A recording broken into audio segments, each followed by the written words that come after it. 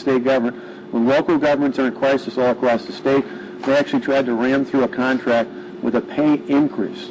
I think what it shows is actions speak louder than words. If those union bosses were interested in truly giving local and state governments the 5 and the 12%, in the last 2 weeks they would have shown it through their contracts, but instead they've gone the opposite direction. That's why it's critically important we pass the whole thing, because tomorrow night I'm going to introduce a budget to the state of Wisconsin. The lawmakers, Republican and Democrat alike, are going to have to act on over the next couple of months, and if they don't have these tools, ultimately it's going to be very, very difficult for our schools and our local governments not to incur major layoffs. Governor, you talked about your budget address tomorrow. You shared revenue cuts. I know most of the government and school districts want to know what percentage decrease can they expect. Talk about that and kind of give us. Well, tomorrow I'll talk exactly about the numbers, but I'll be very clear.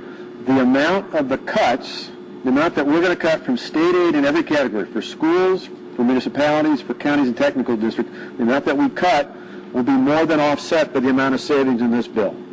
What we give, what we empower the city of La Crosse County, I don't ask the school district, any others across the state, the amount that they'll see in a reduction in state aid in actual dollars across the board, statewide, that dollar amount that we cut will be more than made up for in the amount of savings that they get out of the reforms we include in this budget repair bill. That's why, again, it's so critically important. The difference is, remember, we're not unique on this. We're not alone by any stretch of the imagination. Nearly every state across the country, minus maybe 4 or 5 that don't have budget crises, every other state across the country has a budget crisis. The difference is, in those other states, including many like New York and California, where you have Democrats who are governors, they're just cutting billions of dollars from their schools and their local governments without giving them any tools. So in those cases, they're all but guaranteeing massive layoffs, reductions in curriculum, larger class size, all those sorts of things we're trying to avoid here. We're trying to keep the dollar savings in at the local level so they can offset the reductions in state aid. Governor, you mentioned Medicaid faces risks with this budget bill not going through. Can you talk a little bit about the risks facing possibly public transportation? Yeah, from our standpoint, we believe ultimately that the federal law talks about not eliminating collective bargaining. Our measure does not eliminate collective bargaining. It maintains it for the base salary. And it's important thing because I understand the president weighed in again yesterday on this comment. It's ironic because what we're proposing is more generous for more generous for state and local employees than the current policy is for federal employees. Right now, a lot of you may not know this, but the vast majority of federal government employees do not have collective bargaining, for wages and for benefits, and in fact, most of them on average pay 28% or more for their health insurance. What we're asking for is more generous in the fact that we maintain collective bargaining for their base salary, and on top of that, we're asking for a health care contribution that's about half of what federal employees are asked for. That standard regarding transit comes from the federal government, and what we're asking for is no more of a burden than what they have at the federal level. In fact, it's quite a bit more generous. Governor, there are some local municipalities, their response to that is some of their employees are already paying up to 20% as far as CPAC. How do you respond to them when you're saying that you're giving them the tools to balance their budgets when they're already getting that? Well, we do. In the sense of health care, we don't set the fixed amount. We're just pointing out what we're going to ask for state employees, which is the 5.8% for pension and the 12.6% when it comes to health care, but we don't lock in what they have to ask for.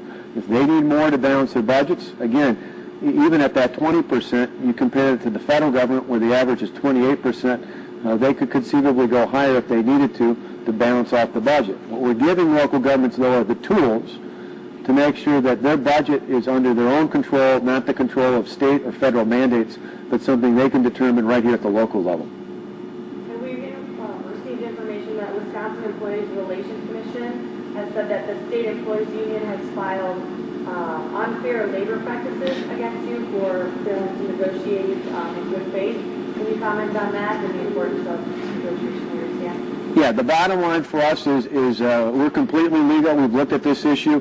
Like I said, the federal government, which ultimately could have a say on this, does not provide collective bargaining for wages and benefits. What we're offering is actually more generous than what they provide at the federal level. And at the state level, states all across the country, Indiana was the most recent one to do this 6 years ago. They do not have collective bargaining. They made this similar change through executive order. But other states, Virginia, Arkansas, Arizona, there are plenty of other states that do not have collective bargaining, and many more beyond that that have a limited form of collective bargaining like we're proposing here. So legally, they can file suits, but in the end, the facts are the law's on our side. We have a right to do this through the statutes, and that's what we're doing.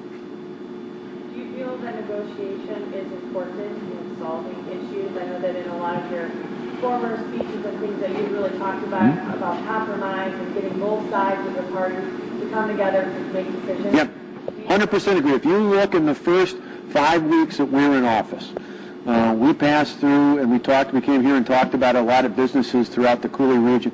We talked about getting things that would get this state working again.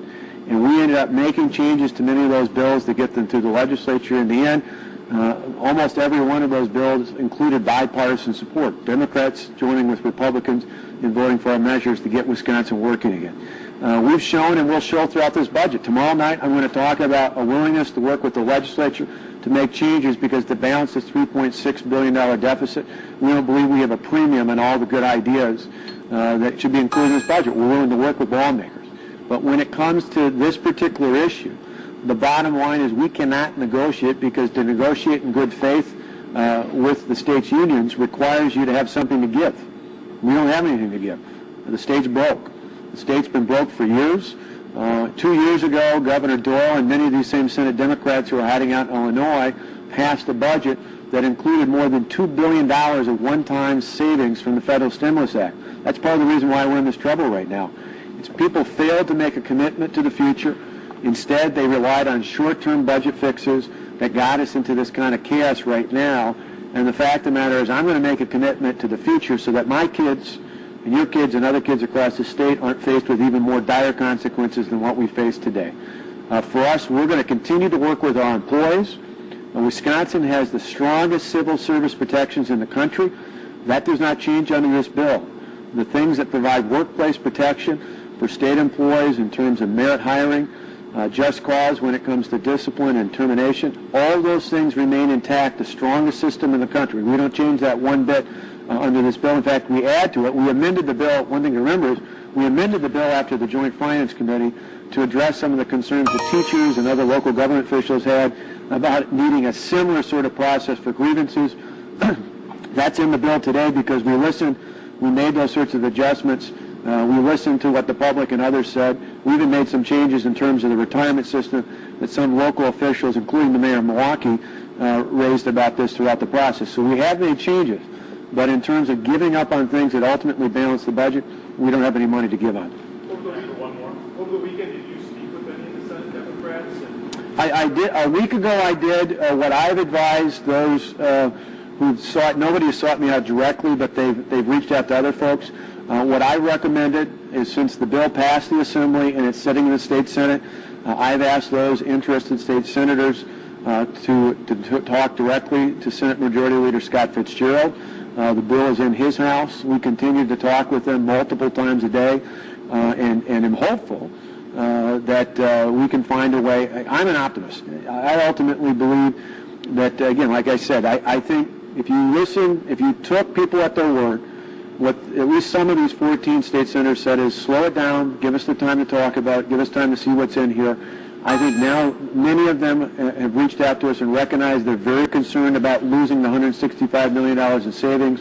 They're very concerned about the potential layoffs.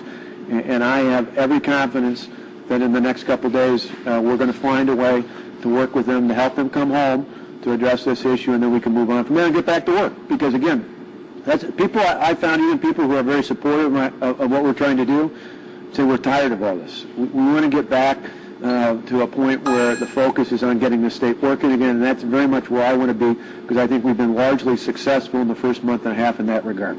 Thanks very much for your time.